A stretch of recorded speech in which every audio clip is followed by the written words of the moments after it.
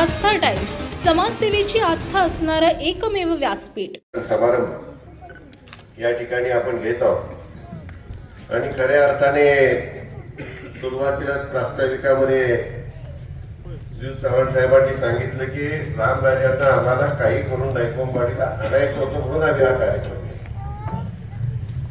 आणि हा कार्यक्रम होत असताना ज्यांच्या हस्ते आपण हा सर्व कार्यक्रम ठेवला ते माननीय श्रीमंत रामराजे साहेब, मतदारसंघाचे आमदार माननीय दीपकराव चव्हाण, जिल्हा परिषदेचे माजी अध्यक्ष माननीय श्री माणिकराव सोनवलकर सर, श्रीराम सहकारी साखर कारखान्याचे चेअरमन डॉक्टर बाळासाहेब शेंडे, दूध संघाचे चेअरमन धनंजयराव पवार, या ठिकाणी उपस्थित असलेले ज्येष्ठ नेते मारुती अण्णा सांगडे, दत्तात्रय शिंदे, त्याचप्रमाणे ज्येष्ठ पत्रकार अरविंदभाई नेतार, संतोषराव जगताप, अक्षय गायकवाड, कुमारप्पा शेडगे, शंभूराज नाईक निंबाळकर, शंभूराज पाटील, या ठिकाणी उपस्थित असणाऱ्या निंबोऱ्याच्या सरपंच कांचनताई निंबाळकर, त्याचप्रमाणे डोळेवाडीच्या सरपंच देखील या ठिकाणी उपस्थित आहे. सो रेखाताई माने, झेरोकवाडीच्या सरपंच सो पार्वतीताई बोरकर, अण्णासाहेब जाधव, बरडचे उपसरपंच श्रीयुत निगडे, लक्ष्मणराव टेंबरे, कल्याणराव इवरे, राहुल इवरे, बाळासाहेब मुळे, अजितराव डोंबे, दादासाहेब चोरमले, प्रशांत रणवरे, धनंजय कदम, सचिनराव सूर्यवंशी, राजकुमार बाबर, पिंपरतचे श्रीयुत भगत पोपटराव हगारे, विकासराव निंबाळकर, सरपंच जाधववाडी तालुका मान, या कार्यक्रमाचं संयोजन करत असणाऱ्या आपल्या गावच्या सरपंच सो छायाताई कारंडे, उपसरपंच सो अश्विनीताई चव्हाण, आपले सर्वच ग्रामपंचायतीचे सर्व सदस्य, सोसायटीचे chairman Shri Udaysingh Kuste, vice chairman Dadasaheb Chavan, सर्व सोसायटीचे संचालक, जय हनुमान दूध संकलन केंद्राचे श्री माणिकराव चव्हाण, श्यामराव चव्हाण, दत्तात्रय चव्हाण, सोमनाथ चव्हाण, मिथुन चव्हाण, माणिकराव चव्हाण, विजयराव नेटके, लक्ष्मणराव कारंडे, धीरज चव्हाण, दिलीपराव आवळे, निवृत्तीराव कुस्ते, धीरज कुस्ते, दादासाहेब चव्हाण, देवराज चव्हाण, दीपकराव चव्हाण, सोपानराव चव्हाण, वास्तविक आपण उपस्थित असलेल्या या परिसरातील आपण सर्वच ग्रामस्थ आणि आवर्जून या ठिकाणी उपस्थित असणाऱ्या आमच्या सर्व भगिनी, या ठिकाणी माझ्या आधीच्या वक्त्यांनी सुद्धा नाईकबोंबवाडी आणि शेरी शिंदेवाडी या एकत्रित असणाऱ्या गावांच्या संदर्भामध्ये, आता शेरी शिंदेवाडी एक वेगळी ग्रामपंचायत त्या ठिकाणी झाली, परंतु एकच पूर्वीची ग्रामपंचायत आणि पूर्वीची निंबळक खाली असणाऱ्या सर्व वाड्या निंबळक ही खऱ्या अर्थाने प्रमुख आपली ग्रामपंचायत. आणि तेव्हापासून आज तागाय किंबहुना अनेक दशकांनव्हे शतकांपासून या गावचा आणि आमच्या घराण्याचा हा घनिष्ठ संबंध हा कायमच आलेला आहे. कारण या ठिकाणी शेरे शिंदेवाडी, शेरे म्हटलं की त्या ठिकाणी अधिपती जे असतील त्यांच्या खाजगी जमिनी असतात आणि नायकबोंबवाडीला स्वतः श्रीमंत शिवाजीराजांच्या अनेक ठिकाणी जमिनी होत्या आणि त्याचाच उल्लेख या ठिकाणी शामरावांनी केला की ती 32 ग नव्हती, ती 32 ग शिवाजीराजांनी त्या काळात करून दिली. वास्तविक फलटण तालुक्यात कुठेही जमिनीच्या संदर्भामध्ये कुठली अडचण आमच्या कुटुंबाच्या संदर्भात कुठली आली असेल तर ती सोडवण्याचाच प्रयत्न नेहमीच आम्ही सर्वांनी केलेला आहे. मग 32 ग नसेल तर 32 ग करून दिलाय, कारण ज्याच्या ताब्यात आहे त्याच्या ताब्यातच ती राहावी आणि त्याला त्याच्यापासून पूर्णपणे त्या जमिनीचा उपभोग मिळावा, त्याच्यावरती कर्ज मिळावी, त्याच्यावरती पिकं घेण्यासाठी त्याला त्या ठिकाणी ज्या काही सवलती शासनाच्या असतील त्या मिळाव्या, या दृष्टिकोनातून आपला हा नेहमीच प्रयत्न. आणि शेवटी जे काही करायचं आहे ते जनतेच्या भल्यासाठीच करायचं आहे. हा उद्देश श्रीमंत बालूजी राजांपासून आज सगळ्यात रामराजांच्या पर्यंत आम्ही सगळे तंतोतंत तो पाळण्याचा आम्ही सगळेच नेहमी सातत्याने प्रयत्न करत आहोत. परंतु एक गोष्ट मला या ठिकाणी अजून सांगायची, मी ज्यावेळेला राजकारणाची सुरुवात केली त्यावेळेला या बरड मतदारसंघातूनच उभा होतो आणि फारशी कुणाशी ओळख नव्हती. नायकबोंबवाडीमध्ये सुद्धा काही ठराविक लोकांचीच ओळख असेल, परंतु ती राजकीय ओळख अजिबात नव्हती. त्या काळामध्ये माणिकरावांच्या वहिनी उभ्या होत्या पंचायत समितीत आणि बरड मुंजवडी आपल्याला त्यावेळेला होतं. बाळासाहेब येवले दुसरे पंचायत समितीचे सदस्य होते आणि कुठलीही फारशी ओळख नसताना या मतदारसंघातून मला अत्यंत चांगल्या मताधिक्याने त्या ठिकाणी आपण सर्वांनी निवडून दिले. हे आम्हाला कधीही विसरता येणार नाही. एक वेगळ्या प्रकारचं त्यावेळेला वातावरण होतं. कुठेही जातीपातीचं वातावरण राजकारणाला शिवलं नव्हतं आणि केवळ त्या ठिकाणी व्यक्ती बघून त्या ठिकाणी मतदान करायचं आणि तशाच प्रकारचं मतदान मला या आपल्या संपूर्ण मतदारसंघात झालं. आणि त्यामुळं पुढचं जे राजकारण आहे ते राजकारण करत असताना, ते राजकारण बदलत असताना आपण दिलेल्या योगदानाचा त्या ठिकाणी फार मोठा वाटा होता. हे आवर्जून मी या ठिकाणी आपल्याला सांगू इच्छितो. त्यानंतरच्या काळात सुद्धा काही निवडणुका थोड्याफार अडचणीच्याही झाल्या असतील, परंतु नायकोमवाडी ही नेहमीच 80% अधिक मतदान हे त्या ठिकाणी केवळ राजे ज्या बाजूला असतील त्या बाजूलाच अपक्ष असते तर अपक्ष म्हणून झालेलं आहे. राष्ट्रवादी काँग्रेस पक्षाची स्थापना झाल्यावरती राष्ट्रवादी काँग्रेस पक्षाला झालेला आहे. परंतु सातत्याने 80%पेक्षा अधिक मतदान हे तुम्ही मंडळींनी सातत्याने दिलेलं आहे. एक निवडणूक मला आठवते, थोडी अडचणीची निवडणूक झाली होती आणि केवळ नाईकबोंबाडीमुळे ती निवडणूक आपल्याला जिंकता आली होती. हे आम्हालाही कधी विसरता येणार नाही. आवाज या ठिकाणी सांगितलं आणि त्यामुळं तुमच्यावरती अधिक लक्ष असायलाच पाहिजे. त्याच्याविषयी काही शंका कोणी मनात सुद्धा घेऊ. या ठिकाणी आपण पाण्याचा प्रश्न या ठिकाणी सांगितला. तुम्हाला एक कल्पना आहे, आपण बरेचसे प्रयत्न केले. जेसीबी लावला होता. त्या ठिकाणी घोगरे साहेब होते, त्यांच्यापासून त्यावेळेला आपण प्रयत्न करतोय आणि त्याप्रमाणे त्याचं एस्टिमेट करून माझ्या माहितीप्रमाणे ते जवळपास मंजूर झालं असावं. तरी सुद्धा मी रामरायांना विनंती करेन की उद्या सुट्टी आहे आणि 2 दिवसाच्या नंतर अधिवेशन आहे. अधिवेशन संपल्यानंतर त्वरित त्या संबंधाची त्या ठिकाणी मीटिंग लावून हा पुढचं पाणी सुटण्यापूर्वी हा विषय त्या ठिकाणी सुटला पाहिजे, संपला पाहिजे, अशा प्रकारची भूमिका त्या ठिकाणी आपल्याला घ्यावी लागणार आहे. आणि भोंबलकोडीचं पाणी त्या ठिकाणी सहजासहजी आत्ताच्या घटकेला येऊ शकतं. फक्त मध्ये उंचवटा असल्यामुळे ते ह्या बाजूपर्यंत पोहोचू शकत नाही. इतर गावांमध्ये कुठल्या ना कुठल्या मार्गाने ते पोहोचतं. अगदी निर्ड्यामध्ये पोहोचतं, फक्त नायकोम वडण्यामध्ये पोहोचतो, वांजण्यामध्ये पोहोचतो, तिथे आपण प्रश्न सोडवतो. परंतु नायकोमवाडीचा प्रश्न मात्र त्या ठिकाणी सुटलेला नाही. तो सोडवण्याच्या दृष्टीने त्या ठिकाणी आपण अधिवेशन संपले, 2 दिवसाचं अधिवेशन आहे. त्यामुळे या पुढच्या आठवड्यातच आपल्याला ती मीटिंग लावता येईल आणि तो सुटणारा प्रश्न आहे. सुटण्याच्या परिस्थितीत आणि त्याच्यात येऊन पडलेला प्रश्न आहे, तो या आठवड्यातच सुटू शकेल. फक्त रामरायांनी त्या ठिकाणी सूचना दिल्या तर हा विषय नक्की मार्गाला लागेल असा मला विश्वास. या ठिकाणी पाण्याचा प्रश्न निघाल्यानंतर पाण्याच्या प्रश्नाच्या संबंधाने अनेक या ठिकाणी सध्याच्या काळामध्ये चर्चा चालू असलेल्या आपल्याला दिसतात. काही तुमच्यापर्यंत चर्चा आली असेल नसेल, परंतु एक गोष्ट मला या ठिकाणी मला तुम्हाला सर्वांना आवर्जून सांगायची आहे की रामराजांना तुम्ही मंडळींनी त्यावेळेला प्रत्यक्षात मतदान केलं नसेल, परंतु निवडून आणण्यासाठी तुम्ही सुद्धा दिवसभर सर्वांनी त्या ठिकाणी कष्ट घेतले होते. माणिकराव दुधेबावी त्यावेळेला ह्या मतदारसंघात नव्हतं. त्यावेळेला फलटण खंडाळा मतदारसंघ होता, दुधेबावी नव्हतं. पण तुम्ही तुमचे सगळे पाहुणे रावळे खंडाळ्यातले त्या ठिकाणी रामरायांना कसं मतदान होईल यासाठी प्रयत्नशील होता. त्याप्रमाणे या भागातले सर्व प्रयत्नशील होते. रामराजे निवडूनही आले आणि त्यावेळेला जवळपास 42 अपक्ष आमदार निवडून आले आणि आलेल्या ह्या 42 अपक्ष आमदारांनी त्या काळामध्ये युती शासनाला एकत्रित येऊन पाठिंबा दिला आणि त्यांनी एकच मागणी केली होती की तुम्ही कृष्णा खोऱ्याची स्थापना करा आणि कृष्णा खोऱ्याच्या माध्यमातून आमच्या भागात असलेल्या दुष्काळी भागाला पाणी मिळवून द्या. ही त्यांची मागणी होती आणि ह्यामध्ये सर्व अधिक जर अभ्यास जर ह्या संबंधित सर्वांचा जर कुणी केला असेल तो श्रीमंत रामराजे साहेबांनी केले. पाणी ठराविक सालामध्येच अडवण्याची गरज होती. पाणी जर अडवलं नाही तर त्या पाण्यावरचा महाराष्ट्राचा हक्क गेला असता आणि त्याच्यावरती कर्नाटकाचा आणि त्यानंतर आंध्र प्रदेशचा हक्क त्या ठिकाणी प्रस्थापित झाला असता. कुठल्याही परिस्थितीत पाणी अडवायचं होतं आणि ते काम श्रीमंत रामराजे साहेबांनी केलं का केलं नाही असा कुणीही प्रश्न विचारला आणि कुणालाही विचारला तर त्याचं उत्तर एकच आहे की आज कृष्णा खोऱ्यातलं जवळपास 95-96 टीएमसी पाणी जे काय आज आणलेलं आपल्याला दिसतं ते केवळ रामराजे साहेबांमुळे आणलेलं दिसतं.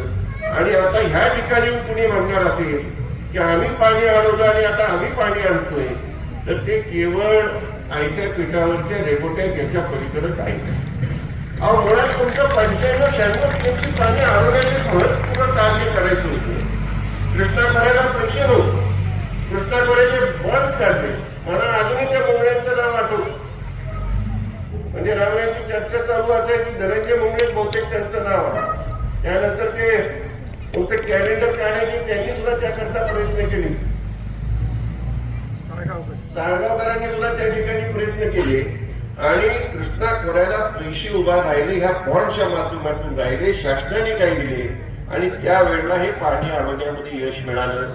आज नीरा जेवकर आम्ही केलं म्हणणाऱ्यांना मला सांगायचं आहे की वाघोशी पर्यंत जवळपास 64 किलोमीटर कॅनॉल हा रामरायांच्या काळातच झालेला आहे. आणि एवढंच नव्हे तर हे धरण सुद्धा 75% विश्वासार्हतेत बसू शकतं हे केंद्र शासनाला रामराजे साहेबांनी त्यांनी दाखवून दिलं. आणि त्यामुळं केंद्रातून ज्याप्रमाणे धोंबलकोडीला पैसे मिळाले आणि धोंबलकोडी कालवा आपल्याला आंध्रपर्यंत नेण्यामध्ये यश मिळालं तशाच प्रकारे केंद्र शासनाच्या त्या काळातील एआयडीपी योजना होती. एक एआयडीपी नावाची म्हणजे ज्या ठिकाणी ऍक्सिलरेटेड इरिगेशन बेनिफिट प्रोग्राम त्याला म्हणायचे ते आता पंतप्रधान सिंचन योजनेमध्ये तिथं रूपांतर झालं. आणि त्या योजनेच्या माध्यमातून पैसे मिळवण्यासाठी त्या काळामध्ये रामराजे साहेबांनी त्या ठिकाणी प्रस्ताव केंद्राला दिले आणि त्यामुळे आता ही कामं चालू आहेत हे लक्षात घेण्याची आवश्यकता. यातली फारशी काही माहीत नसल्याने अनेक मंडळी येतात आणि आता आम्हीच करतो याचा आविर्भाव आणतात. हे पूर्णपणे साफ खोटं आहे. या पाणी प्रश्नाच्या बाबत केवळ फलटण तालुक्यातच नव्हे तर ज्या ज्या दुष्काळी भागामध्ये आज पाणी पोचलेलं दिसतं मग त्या ठिकाणी मान तालुका असेल, त्या ठिकाणी सांगोला तालुका असेल, माढा तालुका असेल, याचं खऱ्या अर्थाने श्रेय जर कुणाला द्यायचं असेल तर त्या ठिकाणी तुम्हाला रामराजांना हे श्रेय हे द्यावंच लागतं. सोलापूर जिल्हा तुम्हाला माहिती आहे सर्वात दुष्काळी जिल्हा म्हणून ओळखला जाईल. आज सर्वाधिक साखर कारखाने कुठे तर सोलापूर जिल्ह्यात, सर्वाधिक उसाचं क्षेत्र अख्ख्या महाराष्ट्रात कुठे तर सोलापूर जिल्ह्यात. मग हे जर उसाचं क्षेत्र एवढं होत असेल तर हे क्षेत्र झालं कसं? बिना पाण्याचं तर उसाचं क्षेत्र होऊ शकत नाही. हे पाणी आलं होतं. फलटण तालुक्यात 2 साखर कारखाने होते. दोन्ही साखर कारखाने मिळून दिवसाला 5000 टन सुद्धा गाळत नव्हते. आज फलटण तालुक्यात 4 साखर कारखाने आहेत. 20,000पेक्षा अधिक गाळप क्षमता या 4ही कारखान्यांची आहे. काही कारखाने 10,000 टनापर्यंत जायला सुरुवात झालेली. श्रीराम चालू वर्षी 5,000 आहे, पुढच्या 2 वर्षात 10,000पर्यंत जाणार आहे. म्हणजे फलटण तालुक्यात सुद्धा उसाचं क्षेत्र हे वाढलं. हे कशामुळे वाढलं? पाणी आल्यामुळे वाढलं का बिन पाण्याचं वाढलं? कुठून तरी पाणी आलं या तालुक्यामध्ये म्हणून ते उसाचं क्षेत्र वाढलंय. आणि आता त्या ठिकाणी सांगायचं गावडेवाडीले जवळपास तुम्ही 92.92 टीएमसी पाणी नीरा जेवकर तो उचलून धोंबलकोडीत घालायचे प्रस्ताव कोणाचा होता? म्हणजे हा कोणाला माहिती नव्हतं की असं आपल्याला करता येईल आणि त्या ठिकाणी धोंबलकोडी कालवा आपल्याला आठवही करता येईल. ते कुणाच्याही ध्यानीमध्ये नव्हतं. ते सुद्धा त्या ठिकाणी रामराजे साहेबांनी त्या ठिकाणी ते करून घेतलं. आता त्याचं श्रेय लाटण्याचं केवळ निवडणूक डोळ्यासमोर आहे म्हणून जर काही मंडळी करत असतील तर ते अत्यंत दुर्दैव. त्यामुळं आपल्याला अत्यंत बारकाईने लक्ष देऊन त्या ठिकाणी तालुक्यामध्ये ज्या माणसाने ज्या गटाने ती खऱ्या अर्थाने कामं केली त्यांच्या पाठीमागून उभं राहायचं का उभं राहायचं नाही एवढंच आपल्याला खऱ्या अर्थाने ठरवायचं. तुम्ही मंडळींनी नेहमीच सहकार्य केले. आज या ठिकाणी एमआयडीसीचा प्रश्न, एमआयडीसी कुठं आली तर आनंदाची गोष्ट आहे, त्याविषयी काही शंकाच नाही. परंतु नायकोवाडीला एमआयडीसी का आणायची? कारण त्या ठिकाणी जर माझी जमीन असेल आणि मी जर लाखाला सुद्धा घेतली नसेल, लाखाच्या आत त्या हजारात घेतली असेल आणि त्याला जर मला 20-25 लाख रुपये एकरी किंमत असेल तर त्या ठिकाणी ती जमीन मला एमआयडीसीला द्यायला माझं कुठं काय? ही गोष्ट वस्तुस्थिती आहे का नाही तुम्ही सांगा. तुमचा जो ट्रस्ट आहे तो ट्रस्ट कुणाचा होता? त्यांचा त्या ट्रस्टचा काही संबंध होता? काही संबंध नव्हता. मग ट्रस्टची जमीन, माझी स्वतःची जमीन, स्थानिक जमीन आहेच की. या सगळ्याचा विचार केला तर तुम्हाला एकच लक्षात येतं की MIDC ही किती चालेल किती नाही याच्याशी देणं घेणं नाही. MIDC करायचीच होती तर लागून आता असलेल्या MIDCला सातारा रोडला करता आली असते. तिथं अधिक त्या ठिकाणी MIDCला चालना गतीने मिळाली असते. केवळ या ठिकाणी माझ्या जमिनीला किंमत मिळेल एवढं जर डोळ्यासमोर घेऊन संकुचित वृत्तीने जर राजकारण होणार असेल तर ते अत्यंत दुर्दैवी राजकारण आहे. आणि अशा जर राजकारणाला आपण जर त्या ठिकाणी थारा देणार असू तर आपल्या तालुक्याचं भवितव्य काय हे लक्षात. तुम्ही आज पाणी पाणी या ठिकाणी सगळेजण या ठिकाणी करताय. या ठिकाणी गौमलगोडीचा कालवा सुटला, आंध्रूरला पाणी पोचलं नाही, पोचलं तोपर्यंत कालवा बंद झाला. पण आमदार साहेब मध्यंतरी हाच कालवा कुणाच्या तरी कारखान्यासाठी आणि मळी त्या ठिकाणी त्या पाण्यात मिक्स करून सोडण्यासाठी सुटला होता का नव्हता सांगा. एक काही महिन्यापूर्वी टंचाईमध्ये आणि आता जो सुटला त्यावेळेला फक्त असा निर्णय घेण्यात आला होता की पिण्याच्या पाण्याची विहीर त्याच्या इथंच फक्त पाणी सोडा. इतर ठिकाणी तुम्ही सोडायला गेला तर हे पाणी पुरणार नाही, कुठल्यालाच त्या ठिकाणी समाधान होणार नाही. असं ठरवलं असताना अचानकपणे त्या ठिकाणी आमच्या कारखान्याला पाणी कमी पडतं म्हणून सगळं थांबवलं आणि तिकडं वळतं. ही वस्तुस्थिती आहे. म्हणजे अशा प्रकारचं जर राजकारण होऊन शंभर तुम्ही माझ्या मागे लागलाच होता. पुरवणीच्या धरणात पाणी सोडा म्हणजे तुमच्याही विहिरीचं भागेल आणि माझ्याही भागेल, बरोबर आहे. पण मी म्हटलं हे जमणार नाही, तिथपर्यंत पाणीच येऊ शकणार नाही. तुमचं माझं यावरची नाही तर नाही, काही बिघडत नाही. परंतु जिथं पिण्याच्या पाण्याचा प्रश्न आहे ते पिण्याच्या पाण्यासाठीच आपण या पाण्याचा ह्या वर्षी तरी आपल्याला वापर करावा लागेल. शेतीचा पूर्णपणे विसरावा लागेल. कारण तिकडेही पाऊस नाही आणि इकडेही पाऊस नाही.